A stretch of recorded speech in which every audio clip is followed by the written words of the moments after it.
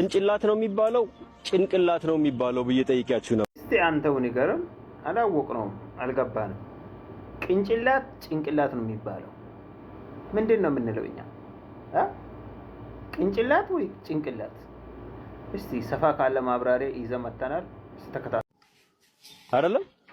ከዛ በኋላ በግ ፍየልና የሰው ልጅ ምን ያህል እንደተበላለጥን ማሳያ አንድ ነገር ልንገራችሁ። ተመልከቱ። የሚባለው ለብዙ ሰው ከተማ ውስጥ ጭንቅላት ነው አይደለ? የሚባለው ግን ቅንጭላት ነው። ለምን ብትሉ እንዴ ቅን በማሰብ የሰው ልጅ የሚስተካከለው የለም። ቅንቅንም በመሆን የሰው ልጅ የሚስተካከለው የለም። ስለዚህ የሰው ልጅ የሚባለው ቅንጭላት ነው። ጭንቅላት የሚባለው የነሱ ነው። የተጫጫነ ማሰብ የማይችል ማለት ነው። ሰው ቅን ለመሆንም ከሰው የተሻለ ምድር ላይ ምንም የለም አይደለ? የለም። አዎ።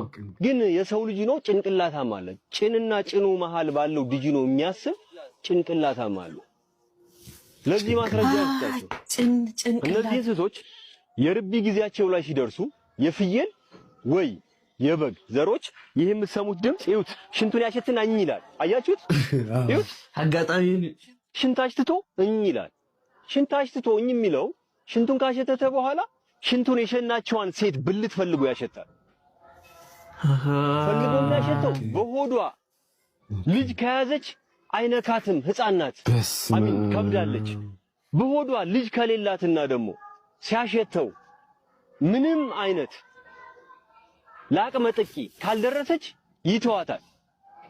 ኢማጂን ይሄ ጭንቅላት አለው የምንለው ለአቅመ ጥቂ የደረሰ ፈሳሽ ከሽንቱ ላይ አስተቶ ፈልጎ እሷን አግኝቶ ግን ያንባባታል። ይሄ ቅንጭላት የተባለው በአምላክ አምሳያ የተፈጠረው የአእምሮ ልዕልናው ከፍ ያለው ነው የተባለ የሰው ልጅ በ27 በ28 በ30 ዓመቱ የ3 ዓመት ህፃን ልጅ ደፈረ። የ80 ዓመት አዛውንት ደፈረ።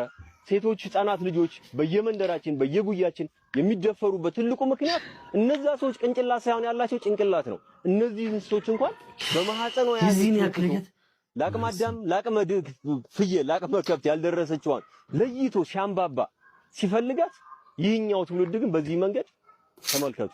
ሰው እኛን ቅንጭላት ያለን ወይስ እነሱ ናቸው ቅንጭላት ያለን? ከባድ ጥያቄ ነው። እነሱ ነው ቅንጭላት ያላቸው፣ እኛንን ቅንጭላት ያለን? ምን ይመስላችኋል? እስቲ አስተያየታችሁን እዚህ ኮሜንት ላይ አስቀምጡልኝ።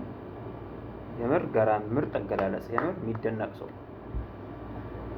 በቀጣይ አዝናኝ ቪዲዮ እስከሚመለስ መልካም ቆይታ ሆነላችሁ። ስለዚህ አስተያየታችሁን አስቀምጡልኝ። ለቪዲዮ አዲስ ሆናችሁ ሰብስክራይብ እንድታደርጉ ቪዲዮንም ላይክ ያደረጋችሁ እንግዲህ የኛው አካውንቴ በፊት አካውንቴ ነበር ትንሽ ዘግየት ስላልኩበት በኮፒራይት ምክንያት ሞኔታይዝ አንስቶብኛል። ስለዚህ ላይክ ሼር ያደረጋችሁ አዳርሱልኝ ሞኔታይዝ እንዲመለስ። ያው የእናንተ እርዳታ ስለሚያስፈልገኝ እንዳይረሳ። ዋናው ላይክ ሸሪቱ። ያው በዩቲዩብ ሼር አልተለመደም፣ ግን ሸሪቱ ችግር የለውም። ከላይ ሆነ ሪሲፋችሁ እንደገና ሸሪቶች ለዚህ እይታ በደንብ እንዲያገኝ ይረዳኛል።